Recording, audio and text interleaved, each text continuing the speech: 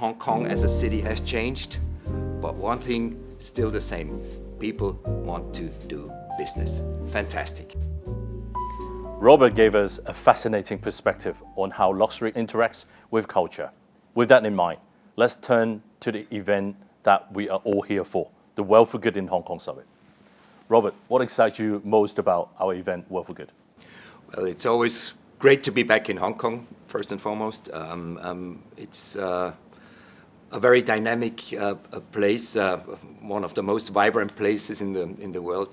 The ground for family offices or attract further family offices to join the rather big community actually that does already exist here. I heard yesterday it's more than or around 2,500 family offices already being active in Hong Kong. I think what's important for family offices is first and foremost stability.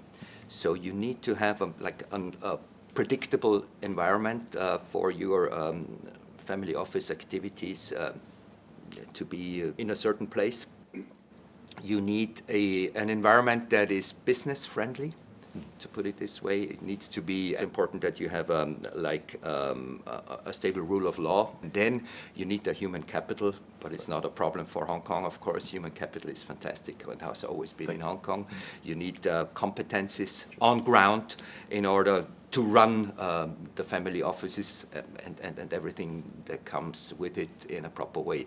But overall, I think the prerequisites are excellent here, and I will be the first one to support that it stays that way. Thank you. That's music to my ear.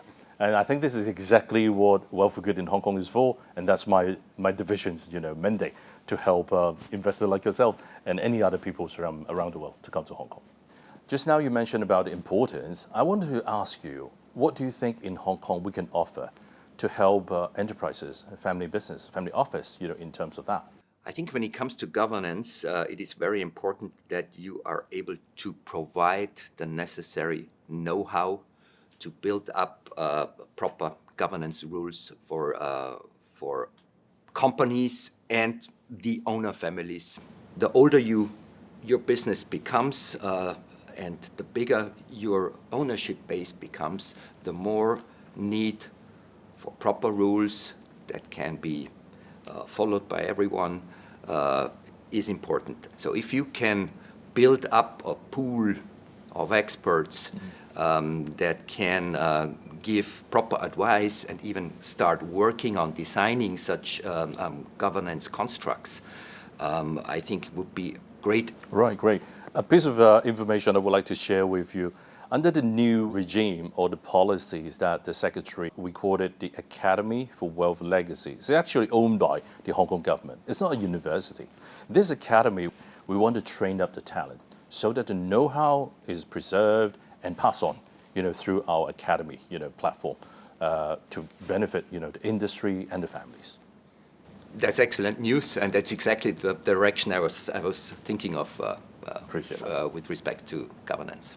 Robert, Hong Kong is known for its resilience. Let's say in one word, what and how would you describe Hong Kong and why? I would say it's dynamic.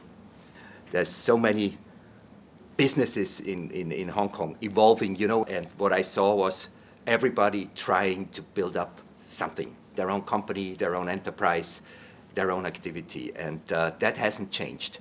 The dimensions have changed.